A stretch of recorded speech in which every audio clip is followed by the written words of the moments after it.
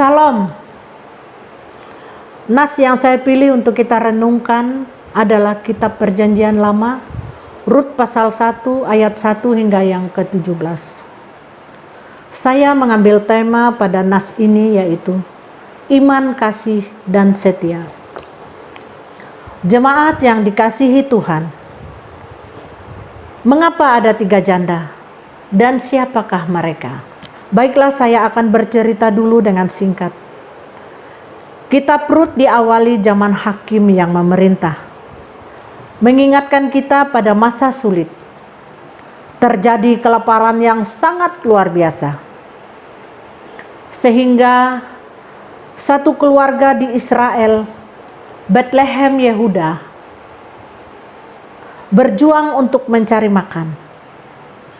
Keluarga ini memutuskan untuk mengungsi ke daerah yang aman, yaitu daerah Moab, dan menetap di sana sebagai orang asing.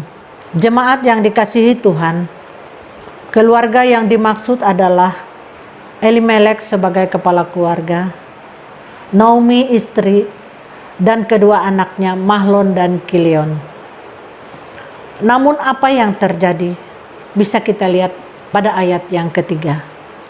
Elimelek mati, sehingga Naomi menjadi seorang janda. Bagaimana rasanya menjadi seorang janda di negara asing?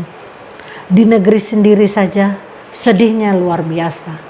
Jemaat yang dikasihi oleh Tuhan, sepertinya keluarga ini masih muda, sehingga Mahlon dan Kilion mengambil perempuan Moab menjadi istrinya.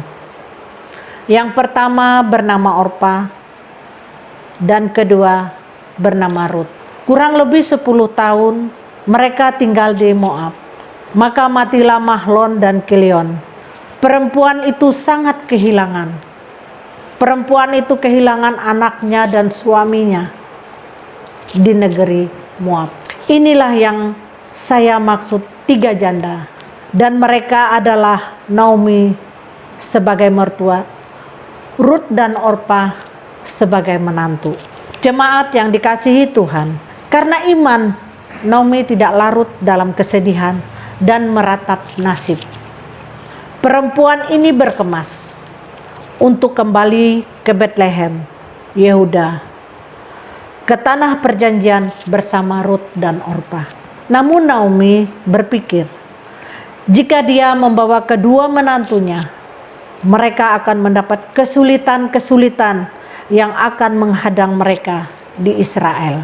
Di tengah perjalanan, berkatalah Naomi kepada kedua menantunya, katanya, "Pergilah, pulanglah masing-masing ke rumah ibunya. Tuhan kiranya menunjukkan kasih-Nya kepadamu, seperti yang kamu tunjukkan kepada orang-orang yang telah mati itu, dan kepadaku. Kiranya atas karunia Tuhan, kamu mendapat tempat perlindungan, masing-masing di rumah suaminya." Lalu diciumnya kedua menantunya, dan mereka pun berpelukan dan menangis. Rut dan Orpa berkata, "Tidak, kami tetap ikut dengan engkau kepada bangsamu." Mereka tidak mau berpisah dan meninggalkan mertuanya seorang diri. Sehingga mertuanya itu berkata, "Saya tidak bisa melahirkan. Jika saya kawin dan punya anak, mana mungkin kalian bisa menunggu hingga anakku besar dan dewasa?"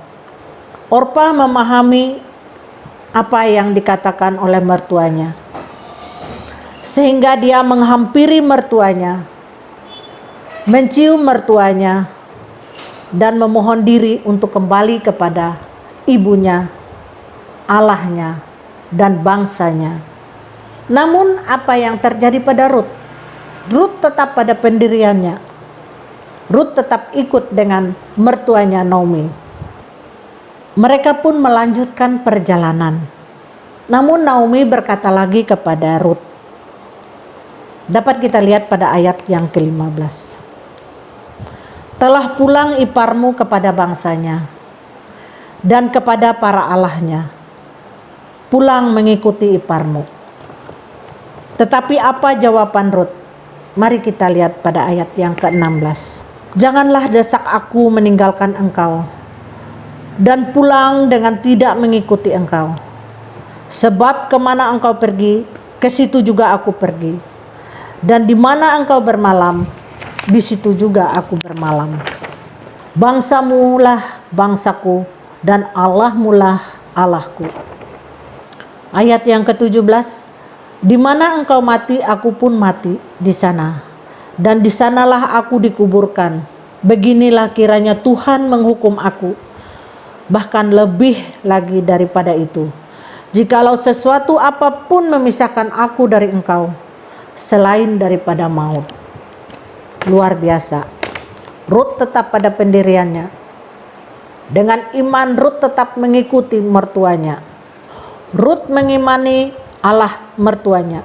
Rut mengasihi mertuanya dan setia sampai maut memisahkan. Jemaat yang dikasihi Tuhan, sungguh luar biasa harmonisnya hubungan antara menantu dan mertua yang diperlihatkan oleh Rut dan Orpah kepada mertuanya, dan juga mertuanya kepada Rut dan Orpah menantunya. Apakah pada zaman sekarang ini masih ada yang demikian?